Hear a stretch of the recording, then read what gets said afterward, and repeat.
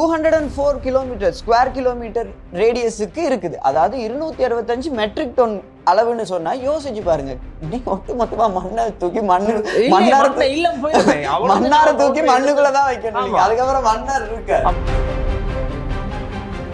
இங்க இம்ப்ளிமெண்ட் பண்ண விட்டுட்டா நாளை பின்னைக்கு வெட்டிக்குலோலையும் இதே மாதிரி கரை நிலங்கள் இருக்குது, ட்ரிங்கோலையும் இருக்குது, அந்த ஊர்களையும் இதுக்கான திட்டங்களையும் செய்யும். உங்களுக்கு காசு தேவை, நீங்க மண்ணார விற்கிறீங்க. வாரக்கிழமை காலி தேவை, இன்னொரு நாட்டுக்கு விற்பீங்க. அப்புறமா ட்ரிங்கோவை விற்பீங்க. ஒரு பர்டிகுலர் பேசி இது ஒரு சின்ன இடம், இதை வித்துட்டோன்னு சொன்னா நாட்டு இது பிரச்சனை எல்லாம் தீர்ந்துடானா அப்புறம் என்னதுக்கு நீங்க ஆட்சி? ஒரு சில இனவாத கருத்துக்களும் இருக்கின்றது. அப்பியாய் கொட்டின்ற உதவுக்கிறான்னு ஒரு சிலர் இருக்காங்க. அந்த மாதிரி இனவாத கருத்துக்கள், இனவாத சிந்தனையோடு இருக்கிறாங்க. ஒரு சராசரி ஒரு சிட்டிசனால கையில் எடுக்கக்கூடிய ஒரே ஒரு ஆயுதம் ஒன்று சொன்னா அது வந்து போராட்டம் மட்டும்தான். அதை மட்டும்தான் பண்றோம். அதுக்கு கிரிட்டிசைஸ் பண்ணிக்கிட்டு இருக்கிறது முட்டாள்தான். ஸோ நாங்கள் இந்த போராட்டம் வந்து இதோட முடிய போகிறதும் இல்லை. எங்களுக்கு எப்போ முடிவு கிடைக்குதோ அது வரைக்கும் நாங்கள் இந்த போராட்டத்தை கண்டினியூ பண்ணிட்டே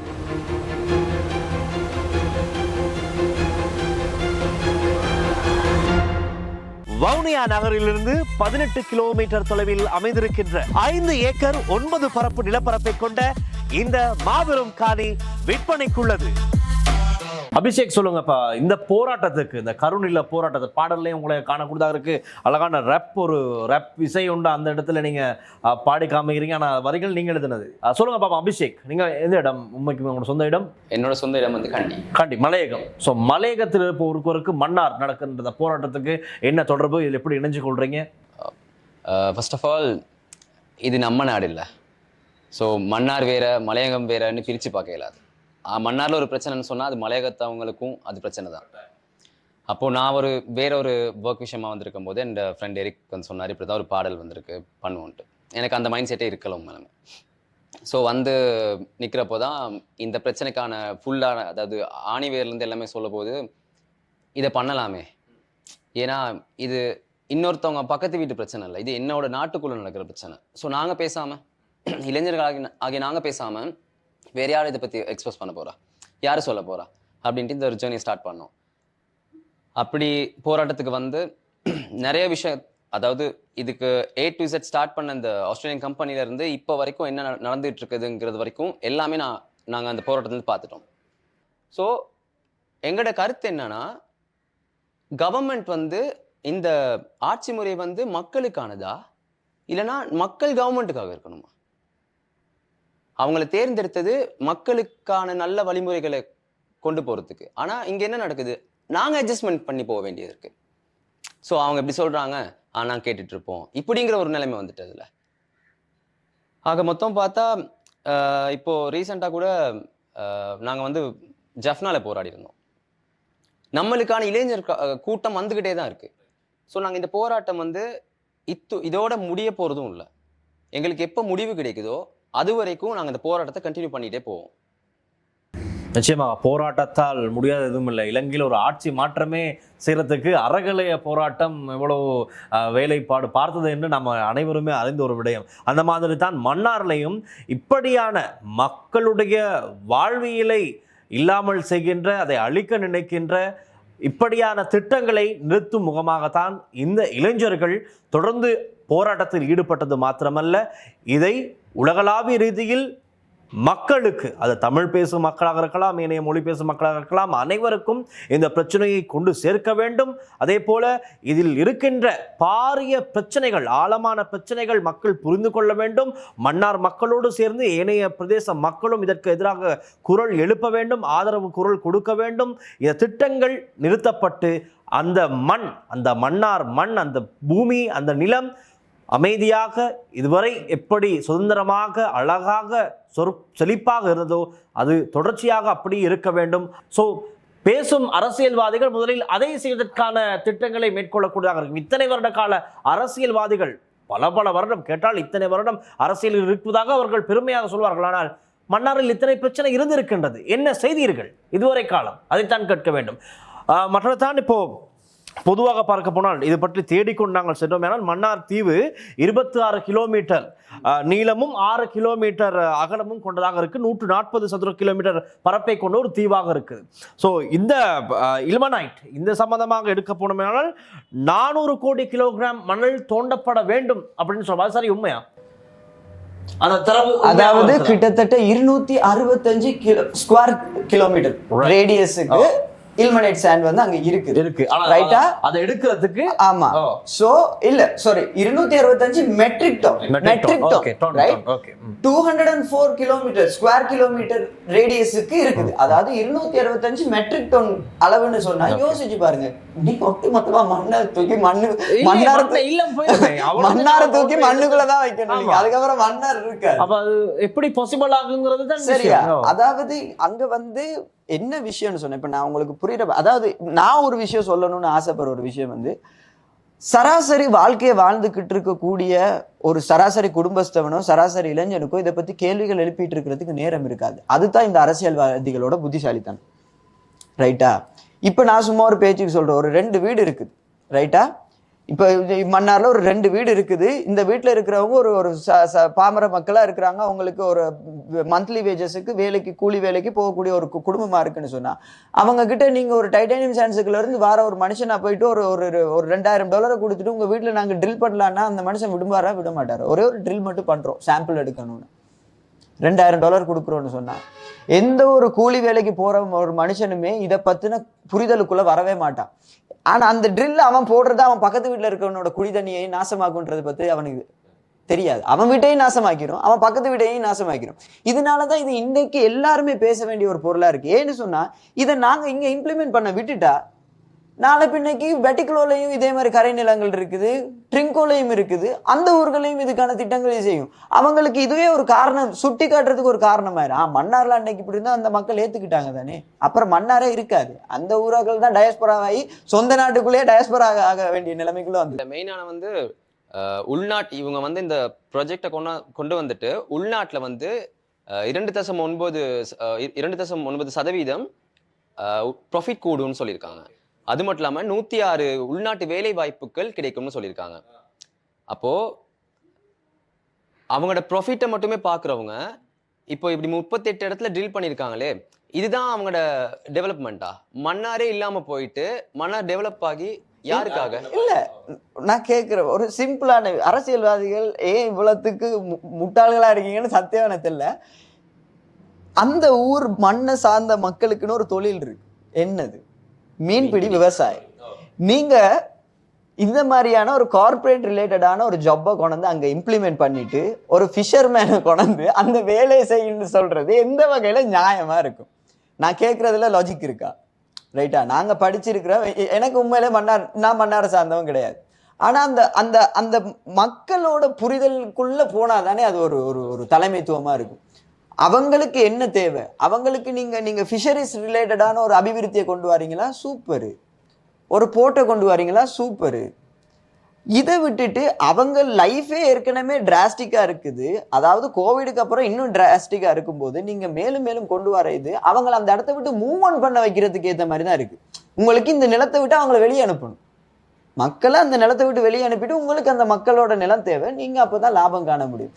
அப்படின்னு சொன்னா நீங்க என்னத்துக்கு தனித்தனியா ஆட்சி பண்ணிட்டு இருக்கீங்க? பேசாம ஒட்டு மொத்தமா கவர்மெண்ட்டை தூக்கி இந்த சைனீஸ் கிட்ட கொடுக்குற மாதிரி கொடுத்துட்டு போயிருங்க. அப்புறம் என்னத்துக்கு ஆட்சியும் அதிகாரம்? ஒரு ஊரா உங்களுக்கு வித்து தான் நாட்டை நடத்தணும்னு சொன்னா, இப்ப உங்களுக்கு காசு தேவை, நீங்க மன்னாரை விற்கிறீங்க. வாரக்கிழமை காலி தேவை, இன்னொரு நாட்டுக்கு விற்பீங்க. அப்புறமா ட்ரிங்கோவை விற்பீங்க. ஒரு பர்டிகுலர் பேஜ், இது ஒரு சின்ன இடம், இதை வித்துட்டோம்னு சொன்னா நாட்டு இது பிரச்சனை எல்லாம் தீர்த்துறானா? அப்புறம் என்னதுக்கு நீங்க ஆட்சிக்கு? அபிவிருத்தி எல்லாத்தையும் வித்துடலாமே. மக்களோட தேவையை வச்சு அவங்களுக்கான அபிவிருத்தியை செய்யறது தான் அபிவிருத்தி, அதுதான் டெவலப்மெண்ட். ஆனா இங்க மக்களோட வாழ்வாதாரமே கீழே போயிட்டு அதுல அபிவிருத்தியாகி இன்கம் குடிக்கவா? நீர் இல்லாம நாங்க இன்கம் குடிச்சிட்டு இருக்கவா? நிலம் இல்லாம நாங்க எதை வச்சு தொழில் செய்வோம்?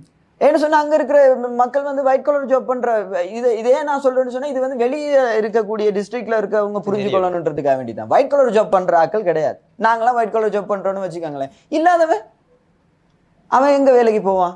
அவனுக்கு மீன்பிடி மட்டும்தான் அவங்களோட பாரம்பரியமா அவங்களோட வம்சாவளியே மீன்பிடியிலேயும் சம்பந்தமா கடல் நீர் சார்ந்தே வாழ்ந்து மக்கள்கிட்ட போயிட்டு இந்த விஷயங்களை இது பண்ணான்னா முடியாது. அப்போ நாங்கள் தெரியுது, இதுக்கு பேரையும் இது சம்பந்தமாக இன்னும் ஆழமாக பேச வேண்டியது. இதுலேயே நம்மளுக்கு விஷயம் விளங்கிட்டது என்னென்னு சொன்னால், மன்னார் மக்களுடைய கோரிக்கை பிரதானமாக இந்த திட்டங்கள் நிறுத்தப்பட வேண்டும். ஒன்று காற்றாலை திட்டம், மற்றது இந்த கனியமண் அகழ்வு திட்டங்கள். இந்த திட்டங்கள் நிறுத்தப்படுமையானால் மன்னார் மக்கள் அவர்களுடைய சுமூகமான அந்த அழகான வாழ்க்கையை தொடர்ந்தும் வாழக்கூடிய அந்த சூழ்நிலை உருவாகும். ஆகவே அரசியல்வாதிகள் இதில் போலியாக இணைந்து விளம்பரங்களை தேடிக்கொள்வது மாத்திரமல்ல, அதை தவிர்த்து விட்டு இதில் உண்மையாகவே களத்தில் இறங்கி செயற்படுங்கள். இதற்கு ஒரு தீர்வை பெற்றுக் கொடுக்க என்ன செய்ய வேண்டுமோ அதை செய்யுங்கள் என்றுதான் மக்களுடைய, மிக பிரதானமாக இந்த இளைஞர்களுடைய போராட்டத்தில் களத்திலிருந்து போராடி கொடுக்கின்ற இந்த இளைஞர்களுடைய கோரிக்கையாக இருக்கின்றது.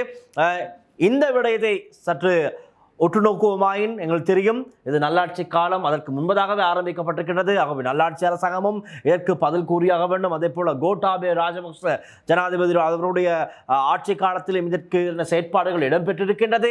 இப்பொழுது அனுர ஜனாதிபதியுடைய அரசாங்கத்திலே ஒரு பேச்சுவார்த்தை, அதாவது இந்த போராட்டத்தில் ஈடுபட்டிருப்பவர்கள், இதனால் பாதிக்கப்பட்டவர்கள், இதனோடு சம்பந்தப்பட்ட அரசியல்வாதிகளுக்கும் ஜனாதிபதிக்கும் ஒரு பேச்சுவார்த்தை இடம்பெற்ற ஜனாதிபதி செயலகத்தில் நிறைய பேர் ஜனாதிபதியோடு கட்டி அணைத்து நிறைய புகைப்படங்களை எடுத்திருந்தார்கள். அதை எங்களுக்கு காணக்கூடியதாகிறது.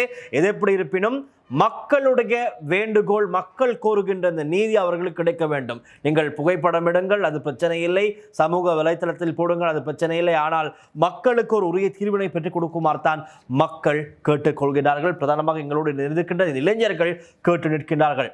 ஆகவே இந்த போராட்டம் நிற்க வேண்டும் என்றால் இந்த திட்டங்கள் நிறுத்தப்பட வேண்டும், அவ்வளவுதான் கோரிக்கை. நாங்கள் அடுத்தாக பிரதானமாக சுருக்கமாகவும் விரைவாகவும் பேசிவிடலாம். கருணிலம் பாடல் உண்மையாகவே இன்று இந்த சம்பந்தமாக மன்னார் பிரச்சனை சம்பந்தமாக நான் ஆரம்பத்திலே கூறினேன். இன்று சிங்கள சமுதாயம், சிங்களவர்கள் இந்த பாடலை ஷேர் செய்து நாங்களும் இதற்காக குரல் கொடுக்க வேண்டும் என்று கூறும் அளவுக்கு உங்களுடைய பாடல், கருணில பாடல் பிரபலமாகி இருக்கின்றது சோசியல் மீடியாவில். ஆனால் ஒரு சில இனவாத கருத்துக்களும் இருக்கின்றது. அப்பயே கொட்டின்ற உதவுக்கரான்னு அப்படிங்கிற, அது ஏன்னா நாங்கள் இப்போ ஒரு சிலர் இருக்காங்க அந்த மாதிரி இனவாத கருத்துக்கள், இனவாத சிந்தனையோடு இருக்கிறான். கடுப்பு தமிழன் என்றாலே அவனுக்கு இயக்கம் புலி, அவன் அப்படியான சிந்தனையில் இருப்பவர்களுடைய கமெண்ட்ஸுகள் இருக்கின்றது. அதற்கு நாங்கள் செய்யவில்லை, நாங்கள் அப்படிப்பட்ட சமூகத்தில் வாழ்ந்து கொண்டிருக்கின்றோம். ஆகவே அந்த கமெண்ட்ஸை தவிர்த்து விட்டு இந்த உண்மையாகவே நிறைய சிங்கள இளைஞர்கள் இருக்கிறார்கள் ஒத்துழைப்பை வழங்குவதற்கு. இவர்களுடைய பிரச்சனை என்ன, இதற்கு நாங்களும் குரல் கொடுக்க வேண்டும். அருமையான பாடல், சூப்பர், நன்றெல்லாம் பல நல்ல பாசிட்டிவான கமெண்ட்ஸ் இருக்கின்றது. இந்த பாடல் உருவாக்கத்தை பற்றி சுருக்கமாக சொல்லலாம், யார் சொல்ல போகிறது? ஸோ இது கிட்டத்தட்ட இப்போ என் லைஃப்லேயே நான் ஒரு குறைஞ்ச ஷார்ட் டைமில் பண்ண பாட்டு இது தான். ஏன்னு சொன்னால் இதை பற்றின புரிதல் ரொம்ப அதிகமாகவே இருந்தது. நான் இந்த பிரச்சனையில் ஆரம்ப காலத்துலேருந்து, இந்த முதலாவது போராட்ட காலத்துலேருந்து நான் இதில் இருக்கிறேன். அப்போ இருந்ததால் எனக்கு இதோட என்ன ஆக்சுவல் ரூட் கோஸ் என்னன்றதை பற்றின புரிதல் இருக்குது. பட் இதை எப்பயுமே ஒரு பாட்டாக பண்ண, என்ன சொன்னால், நான் லாஸ்ட் டைம் 1 லிட்டர் பெட்ரோலுக்கு பண்ணியிருந்தோம். என்னோட சேனல் இப்போ இல்லை, இது புதுசாக ஸ்டார்ட் பண்ண சேனல் தான். அப்போ என்னோட சேனல் ஒரு 3 மாதத்துக்கு முன்னுக்கு ஹேக் ஆயிருச்சு. அப்போ அதனால தான் நான் அதுக்கப்புறமா சாங் பண்ணுறது அப்படியே போஸ்ட்போன் பண்ணி வச்சிருக்கேன். அண்ணா தான் அப்ரோச் பண்ணியிருந்தாங்க. அப்போ முதல் 1 லிட்டர் பெட்ரோலுக்குன்னு ஒரு பாட்டு ரிலீஸ் பண்ணியிருந்தோம். அது கடந்த கால அரசியல்வாதிகளை கேள்வி கேட்குற மாதிரியான, அது கிட்டத்தட்ட எலெக்ஷனுக்கு 3 நாளைக்கு முன்னுக்கு ரிலீஸ் ஆகி அப்பயும் இதே மாதிரி சிங்கள மக்களால் பெருசாக வரவேற்கப்பட்ட ஒரு பாட்டு. அப்புறம் தான் அண்ணா அப்ரோச் பண்ணியிருந்தாங்க. இது பற்றி இளைஞர்கள் கையில் இப்போ வந்துருச்சு. ஏன் நான் இவ்வளோ நாள் பண்ணலன்னு சொன்னால், இளைஞர்கள் கையில் இல்லை. எனக்கு அப்போக்கு அந்த வயசும் இல்லை. 21 வயசு. இப்போ தான் எங்களுக்கு 25 வயசு. இந்த பிரச்சனைலாம் ஸ்டார்ட் ஆகும்போது 21 வயசு. எங்களுக்கு இதை இப்படி தான் பண்ணலான்றது பற்றின பகுத்தறிவு கூட இருந்திருக்காது. இப்போ வளர்றோம், வெளியே வாரோம், நிறைய விஷயங்களை தெரிஞ்சுக்கிறோம். ஜியோ பாலிட்டிக்ஸ் பற்றி தெரிஞ்சுக்கிறோம், உள்ளூர் பாலிட்டிக்ஸை பற்றி தெரிஞ்சுக்கிறோம். இவங்க எப்பேற்பட்ட மாய வித்தைகள் காட்டிட்டு ஒரு கருத்தை சொன்னால் அதுக்கு எப்படி இனவாத சாயத்தை பூசுறது, ஒரு அரசியல் சாயத்தை பூசுறது, இவங்க எப்படியெல்லாம் ஒரு பொலிட்டீஷியன்ஸ் பேசுகிறாங்க, இதெல்லாம் புரிஞ்சுக்கிட்டு இதை எப்படி சொல்ற, மியூசிக் ஆக்டிவிசம் எப்படி பண்ணலான்றத இதில் எடுத்துக்கிட்டு ஒரே நாளில் ரைட் பண்ணிட்டு, எனக்கு ஈஸியாக இருந்தது ஒரே நாளில் பண்ணுறதுக்கு. அப்புறம் இவர் கேண்டியிலேருந்து கூப்பிட்டுட்டு உடனடியாக இவர் வெளிக்கிட்டு வந்திருந்தவர். ரெக்கார்ட் பண்ணோம், அடுத்த நாளே ஷூட் போனோம். ஒரே நாளில் அங்கே மன்னார் இளைஞர்கள் கொஞ்சம் பேர் சேர்ந்தாங்க, ஃபாதர் வந்திருந்தாங்க. எல்லாருக்கும் முன்னுக்கையும் வச்சு ஒரு 3 hours 4 hours ஒரு ஷூட் ஒன்று பண்ணோம். போயிட்டு எடிட் பண்ணிட்டு போட்டது தான். மக்கள் அப்புறம் முக்கியமாக நன்றி சொல்லணும், சிவலிங்கம் மனுன்னு சொல்லிட்டு ஒருத்தங்க, அவங்க தான் எனக்கு வாலண்டியராக ஃபேஸ்புக்கில் இருந்து என்னை தொடர்பு கொண்டு இதை சிங்கள மக்கள்கிட்டையும் கொண்டு போய் சேருங்கன்னு சொல்லிட்டு நிறைய பேர் உதவிக்காரங்கள் நீட்டாக ஸ்டார்ட் பண்ணாங்க. சிங்கள மக்கள் இதை வந்து அவங்க வந்து சோஷியல் ஆக்டிவிஸ்டா இருக்கிறவங்க தான். இப்ப நான் இப்படி சிங்கள மக்களையும் தமிழ் மக்களையும் ஒன்னா, அதாவது இந்த நாட்டுல வந்து எல்லாருமே ஒன்னா இருக்கணும்னு ஒரு விருப்பப்படுற ஒரு ஆள் தான். எனக்கு இந்த தனியா தமிழாக்கள் இருக்கணும், தனியா சிங்கள, எல்லாரும் மனுஷங்க தான், எல்லாருக்குள்ளேயும் ரத்தம் தான் ஓடுது, அவனும் மனுஷன் தான், அவனுக்கும் குடும்பம் இருக்கு, குட்டி இருக்கு, வாழ்க்கை இருக்கு. அதே மாதிரி தான் நாங்களும் நினைக்கிறோம். எல்லாருமே வாழணும், நிம்மதியா வாழணும், ஒற்றுமையோட வாழணும். சின்ன சின்ன பிரச்சனைகள் வரலாம், கண்டிப்பா வரும். ஏன்னா இந்த மாதிரி குழப்பவாதிகள் இருக்கிற வரைக்கும், இந்த மாதிரி கமெண்ட் அடிக்கிறவங்க இருக்கிற வரைக்கும், அடுத்து என்ன பிரச்சனைன்னு சொன்னா, வெறும் வீரன் வந்து உங்களோட கமெண்ட் செக்ஷன்ல மட்டும் வச்சிருக்காது. உங்களுக்கு ஒரு பிரச்சனைன்னு சொன்னா நாளை பின்னைக்கு ஒரு தமிழாக்களும் வந்து நிக்கிற மாதிரியான சூழ்நிலையை சிங்களாக்களும் உருவாக்கி கொள்ளணும். தமிழாக்களுக்கு ஒரு பிரச்சனை என்ன சொன்னா, நம்ம எல்லாரும் ஒரே நாட்டுக்குள்ளதான் இருக்கிறோம். ஒரு சில பேர் இதை வந்து வேற வழியால கொண்டு போற தமிழ் மக்கள் என்னையும் அணுகியிருக்காங்க. இதை வேற வழியா கொண்டு போறதுக்கான அணுகலும் இருந்திருக்கு. இதை நல்ல விதமா கொண்டு போக சொல்லி சிங்கள மக்கள் நல்ல விதமான அணுகலும் என்கிட்ட இருந்திருக்கு. இதனால நான் ஒட்டுமொத்தமா சொல்ல முடியாது இவங்க அப்படி இவங்க அப்படின்னு சொல்லிட்டு. இங்க வந்து அந்த இனவாதம்ன்றது வந்து இங்க வந்து பல வருஷமா விதைக்கப்பட்டிருக்கிறதால ஒரே நாள்லாம் அறுத்து வீசிட முடியாது. ரைட்டா? அது எனக்கு நல்லாவே புரியும். பட் என்ன பிரச்சனைன்னு சொன்னா, தேங்க் காட் இப்ப இருக்கக்கூடிய ஜென்ரேஷனுக்கு நாங்க அதை விதைக்க விருப்பப்படலை. ரைட்டா? ட்ரை பண்ணிக்கிட்டே இருப்பாங்க. நீங்க ட்ரை பண்ணிக்கிட்டே இருங்க, உங்களா முடிஞ்ச வரைக்கும் ட்ரை பண்ணிக்கிட்டே இருங்க. அது கடைசி வரைக்கும் நடக்காது. ஏன்னு சொன்னா, இப்ப நாங்க எங்களுக்கு கீழே இருக்க தம்பிமா இருக்கும் சரி, எங்களுக்கு அடுத்து என்ன சொன்னா, எங்களுக்கு இருக்கிற மைண்ட் செட் இப்ப எப்படி சொன்னா, பெரியவங்களை திருத்தவே முடியாது. எங்களால முடிஞ்சதெல்லாம் அடுத்து வர ஜென்ரேஷனுக்கு இந்த மாதிரி இனவாத பேதம் பார்த்து பழகுங்க. சிங்களவனா இப்படி நடத்து, தமிழனா இப்படி நடத்து, இல்ல எல்லாரும் ஒற்றுமையாரு. அவனுக்கு அவன் மரியாதை கொடு, இவன் அவனுக்கு மரியாதை கொடு. எல்லாரும் ஒற்றுமையா வாழணும்னு சொன்னா இதுதான் வாழ்க்கை. அப்பதான் நாடு முன்னேறிட்டு போகும் ஒழிய இவங்க வந்து தங்களோட சொந்த ஆதாயங்களுக்காக இங்கிட்டு லைட்டா பத்த வச்சுட்டு அங்கிட்டு லைட்டா பத்த வச்சுட்டு இங்க இருந்து போற இன்னொரு கோபம் இருக்கு. இந்த டயஸ்போராவா போகக்கூடிய தமிழர்களுக்கும் அந்த பத்த வைக்கிற குணங்கள் இன்னும் இருக்குது. நாங்க என்ன சொல்றோம்னு சொன்னா, உங்களுக்கு பத்த வைக்கணும், உங்களுக்கு ஏதாச்சும் மாத்தணும்னா இங்க இருந்து மாத்துங்க. ஏன் இங்க இருந்து வெளிநாடுகளுக்கு ஓடி போயிட்டு இங்க இருக்கிற பிரச்சனை? இங்க ஏகப்பட்ட பிரச்சனை இருக்கு. சிங்கள மக்களுக்கும் பிரச்சனை இருக்கு, இல்லைன்னு கிடையாது. தமிழ் மக்களுக்கும் பிரச்சனை இருக்கு. அப்ப எல்லாரும் ஒற்றுமையா இருந்தா தான் அதை சரி செய்ய முடியும்.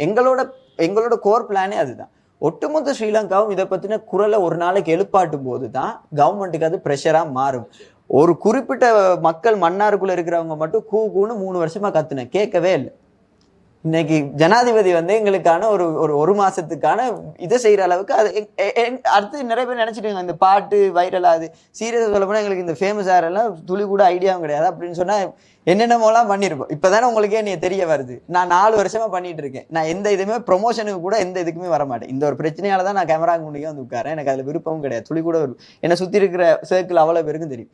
பட் இதுல என்ன விஷயம்னு சொன்னா, இந்த விஷயம் பண்ணதுக்கான காரணம் வந்து எல்லாருக்கிட்டையும் போய் சொல்லணும். மன்னார் மக்கள் மட்டும் எங்களுக்கு காணாது. உங்களால முடியலைன்னு சொன்னா, உங்களுக்கு கமெண்ட் பண்ற நேரத்துக்கு யாரால முடியுமோ, அதாவது ஒரு லாயரா இருக்கலாம், ஒரு கவர்மெண்ட் ஆஃபீஷியலா இருக்கலாம், அவங்களுக்கு இந்த விஷயத்த கொண்டு போய் சேர்க்கறதா எங்களுக்கு உதவியா இருக்கும். யாரால தட்டி கேட்க முடியுமோ, ஒரு சாதாரண மனுஷங்கிட்ட இருக்கக்கூடிய எங்களோட ஆயுதம் இருக்கிறது போராட்டம் மட்டும்தான்.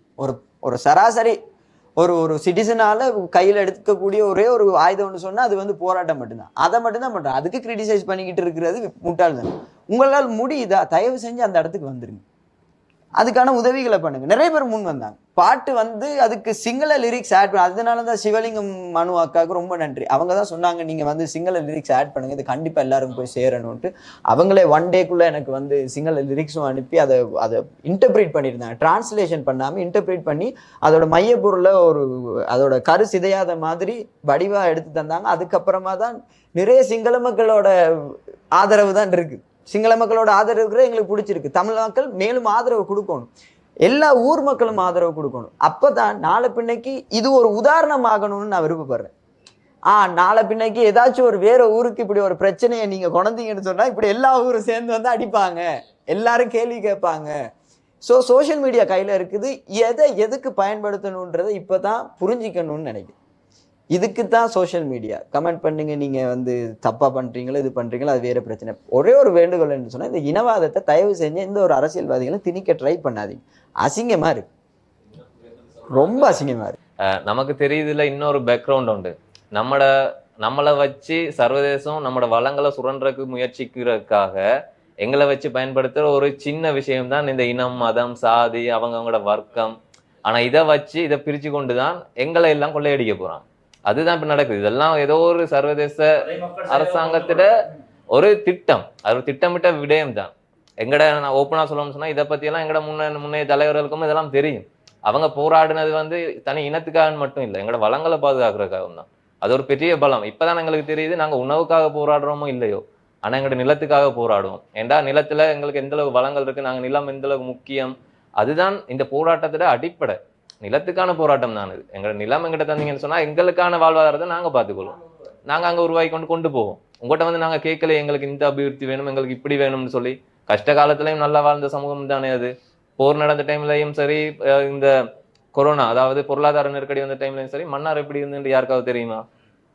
நிறைய பேருக்கு தெரியாது. இன்றைக்கு தான் மன்னார் இவ்வளவு பெரிய ஒரு நெருக்கடியை சந்திக்குது. இவ்வளவு காலம் இல்லாத நெருக்கடியை சந்திக்குன்னு சொன்னா அந்த மன்னார்ல எப்பயோ வச்சுட்டாங்க இந்த சர்வதேசம் கண்ணு. அதுக்கான ஒரு நோக்கம் தான் எல்லாமே நடந்திருக்கு. அப்ப அதையும் மக்கள் புரிஞ்சு கொள்ளணும். இன்னொன்று, சமூக ஊடகங்கள் பாவிக்கிற மக்களுக்கான ஒரு சின்ன கோரிக்கை என்னன்னு சொன்னா, தயவு செஞ்சு சமூக ஊடகங்களா இருக்கட்டும், சில ஊடகத்துறையை சேர்ந்தாக்களா இருக்கட்டும், எங்களால் முடியும்னு சொன்னா, உங்களால் முடியும்னு சொன்னா எங்களோட அந்த பொதுவான பதிவுகளை வந்து கடந்து செல்லாதீங்க. சமூக ஊடகங்களை சரியான ஏதோ ஒரு கண்ட மீம்ஸை ஷேர் பண்ணி அதுக்கு கொமெண்ட்ஸ் அடிச்சு அவ்வளவு யோசிக்கிற நீங்க இன்றைக்கு அது சார்ந்த விஷயங்களை போடும்போது கடந்து போறீங்க. இதே எங்களுக்கு தேவையில்லாத வேலை, ஜஸ்ட் மூவ் அப்படின்னு போய் கொண்டிருக்கீங்க. நீங்க ஒரு ஷேர் பண்ணிட்டு இல்லைன்னு சொன்னா அந்த விஷயத்தை அடையாளப்படுத்தும் போது எங்கேயோ கொண்டு போய் சேர்க்கலாம். ஏதோ ஒரு எஃபெக்ட் எங்கேயோ உண்டு. நீங்க நினைக்கிறீங்க களத்துல இருந்து போராடினா மட்டும் தீர்வுண்டு இல்லை. அந்த போராட்டத்துக்கான நோக்கத்தையும் அந்த சிந்தனையும் சமூக ஊடகங்கள் மூலமா எந்த அளவுக்கு அட்ரஸ் பண்றோமோ அந்த அளவுக்கு போய் சேரும். கருநிலம்ன்ற பேர் தான் இன்றைக்கு டொபிக்கா இருக்குது, இன்றைக்கு சர்வதேச ரீதியில போய் பேசப்படுறதா இருக்குது. அந்த கருநிலத்துக்குள்ள என்ன இருக்குன்னு சொல்லி அவங்க தேடும் போதுதான் அங்க என்ன நடக்குது, என்ன பிரச்சனை நடக்குதுன்னு சொல்லி வெளிவரும். சேம் டைம் இன்னொன்று, இந்த பாட்டை பத்தி சொல்லணும்னு சொன்னா, பாட்டுக்கு வந்து இன்னொரு தேங்க்ஸ் பண்ணணும். சிட்டிசன் கமிட்டியை சேர்ந்த ஃபாதர் மார்கஸ் ஃபாதர் வந்து ஒரு பெரிய சப்போர்ட்டிவா இருக்கிறாரு, எங்களுக்கு தொடர்ச்சியா இருக்கிறாரு. பல விமர்சனங்கள் எங்கள் மீது வச்சாலும் இல்லைன்னு சொன்னா அடுத்தாக்க வச்சாலும், ரைட் நீங்க செய்யற வேலையை செஞ்சு கொண்டிருங்கடா, உங்களை பத்தி எங்களுக்கு தெரியும், நீங்க கடந்த காலங்கள் வந்து செஞ்சுட்டு தானே இருக்கீங்க, நீங்க செய்யுங்க.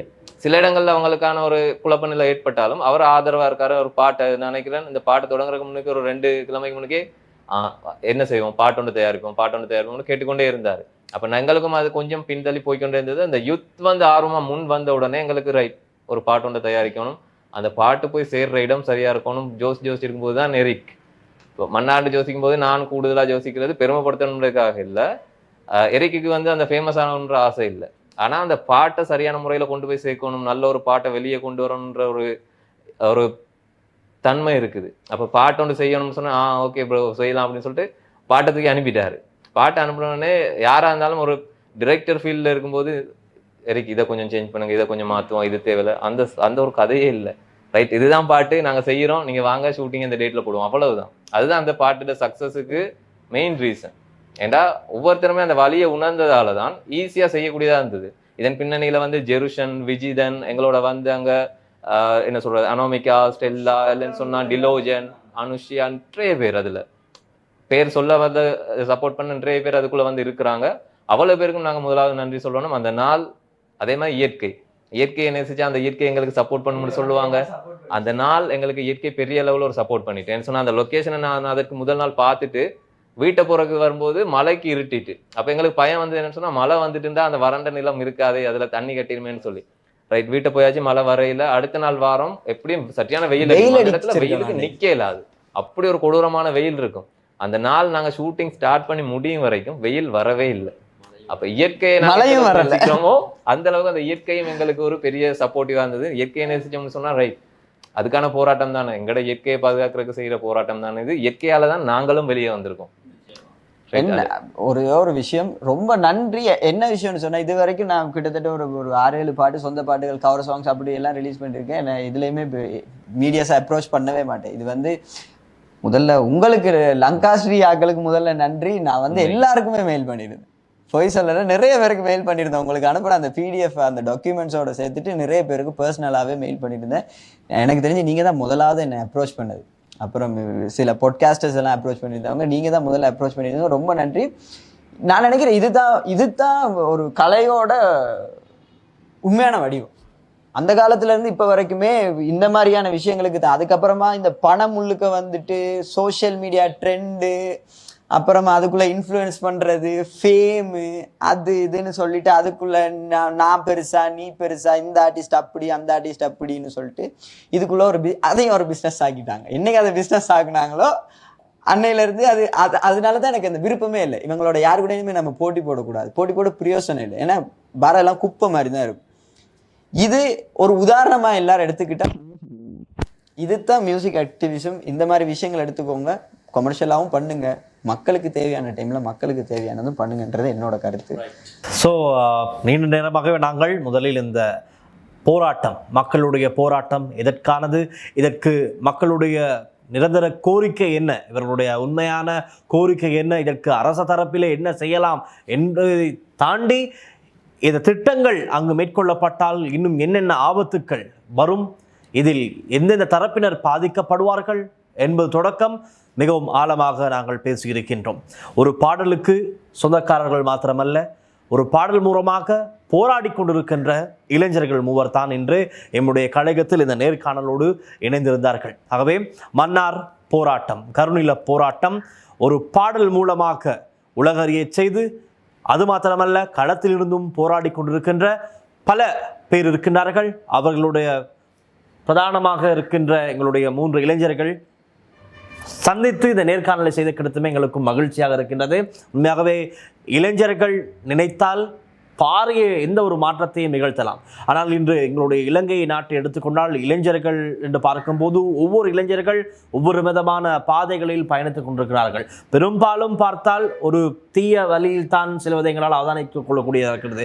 காரணம், இன்று தென்னிலங்கையில் நடக்கின்ற பாதி துப்பாக்கிச் சூடுகளை பார்த்தால் அதை நடத்துபவர்கள் அனைவருமே இளைஞர்களாகத்தான் இருக்கிறார்கள். ஆகவே போதைப் பொருள் பாவனை, இப்படி பலவிதமான பிரச்சனைகள் இருக்கின்ற நேரத்தில் ஒரு பாடல் மூலமாக ஒரு பிரச்சனையை உலகறிய செய்ய வேண்டும், இந்த பிரச்சனைக்கு ஒரு தீர்வை பெற்று எடுக்க வேண்டும் என்ற ரீதியில் போராடி கொண்டிருக்கின்ற ஒரு 3 இளைஞர்கள் எமக்கு கிடைத்தமை மகிழ்ச்சி.